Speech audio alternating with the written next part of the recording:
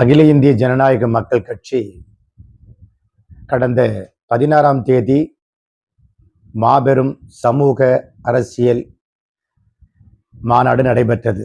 அரக்கோணத்திலே நடைபெற்றது. இந்த மாநாட்டில் கிட்டத்தட்ட 10,000க்கும் மேற்பட்டோர் கலந்து கொண்டனர். நாங்கள் எதிர்பார்த்ததை விட மக்கள் அதிகமான கூட்டம் கடைசி வரைக்கும் வந்து கொண்டே இருந்தார்கள். ஆகினால ஒரு வெற்றியின் மாநாடாக எங்களுடைய மாநாடு அமைந்தது. இந்த மாநாட்டில் வந்த ஜனங்களை பார்க்கும் பொழுது ஒரு பெரிய எதிர்பார்ப்போட வருகிறார்கள். ஐசக் ஐயா ஏதாவது ஒரு பெரிய காரியங்களை நன்மை செய்வார் என்ற நம்பிக்கையோடு அவர்கள் வருகிறார்கள். இப்பொழுது அரசியல் களத்தில் மக்கள் விரும்புகிறது ஒரு நல்ல ஆட்சி கிடைக்குமா, நல்லவர்கள் வருவார்களா, மக்களுக்கு நன்மை செய்வார்களா என்று மக்கள் தேடிக்கொண்டிருக்கார்கள். அவர்களுக்கு வாக்களிக்க வேண்டும், அவர்கள்தான் வர வேண்டும் என்று விரும்புகிற நோக்கத்தை நான் பார்க்கிறேன். ஆகினால இன்றைக்கு கடந்த கால அரசியல்கள் அநேக ஊழல்கள், நிறைய வழக்குகள், சிறைவாசம், இப்படிப்பட்ட நிலைகள் எல்லாம் கடந்த ஆண்டுகளிலே அரசாட்சிகளிலே நடைபெற்று கொண்டிருந்தது. மக்களுக்கு, இளைஞர்களுக்கு போதுமான வேலை வாய்ப்புகள் முழுமையாய் கிடைக்கவில்லை. குறிப்பாக இலவசம் என்று சொல்லி எல்லாருக்கும் கொடுக்கிறார்கள். ஆனால் படிக்கிற பிள்ளைகளுக்கு, கல்லூரி படிப்பை படிக்கிறவர்களுக்கு 1000, 2000 என்று உதவித்தொகை கிடைக்கிறது. சரி. ஆனால் உயர்கல்வி படிக்கிறவர்கள், மருத்துவம் படிக்கிறவர்கள், செவிலியர் படிப்பு படிக்கிறவர்கள், பல் மருத்துவம் படிக்கிறவர்கள், இவர்களுக்கெல்லாம் உதவி செய்வதற்கு ஆட்கள் இல்லை. இப்படிப்பட்டவர்களை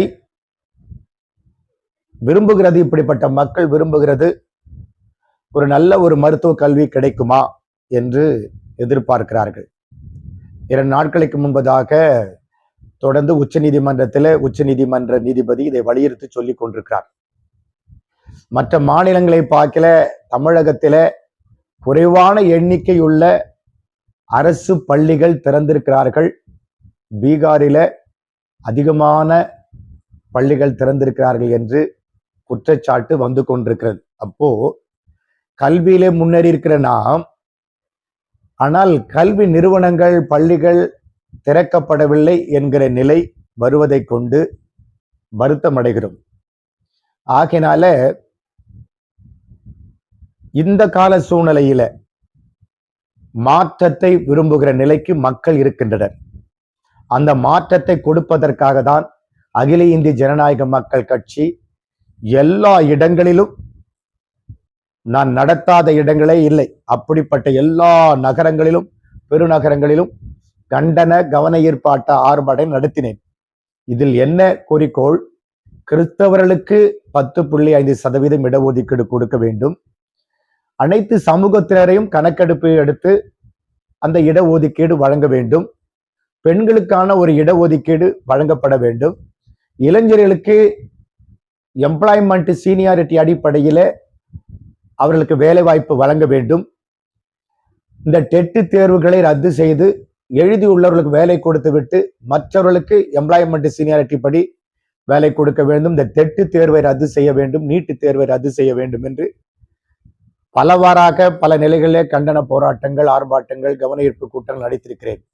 இதுவரைக்கும் அரசு செவி சாய்த்ததாக தெரியவில்லை. மக்களுடைய கோரிக்கை தான் மக்களின் தலைவர்கள் பிரதிபலிக்கிறார்கள். அந்த பிரதிபலிப்புக்கு ஏற்றபடி எந்த ஒரு பதிலும் எங்களுக்கு கிடைக்கவில்லை.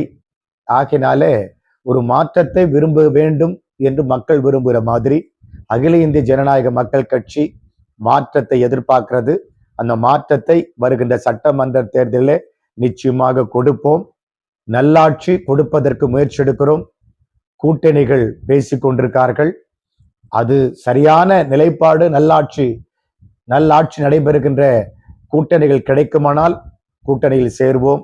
இல்லை என்றால் நாங்கள் இறுதி நிலை எடுப்பதற்கு இன்னும் நாட்கள் இருக்கிறது. ஆகினால் அந்த காலகட்டத்தில் முடிவை எடுப்போம் என்று அகில இந்திய ஜனநாயக மக்கள் கட்சி சார்பாக தெரிவித்துக் கொள்கிறேன். மக்கள் விரும்பும் கூட்டணியை, மக்கள் எதிர்பார்க்கிற கூட்டணியை அல்லது மக்கள் விரும்புகிற நல்லாட்சியை எல்லா மக்களுக்கும் நியாயமான அவர்களுக்கு முன்னேற்றம் கிடைக்கிற பாதையில் நாங்கள் பயணிக்கிறோம். அந்த பாதையில் செயல்படுகிறவர்களோடு கூட நாங்கள் கூட்டணி வைப்போம் என்பதை தெரிவித்துக் கொள்கிறேன். நன்றி.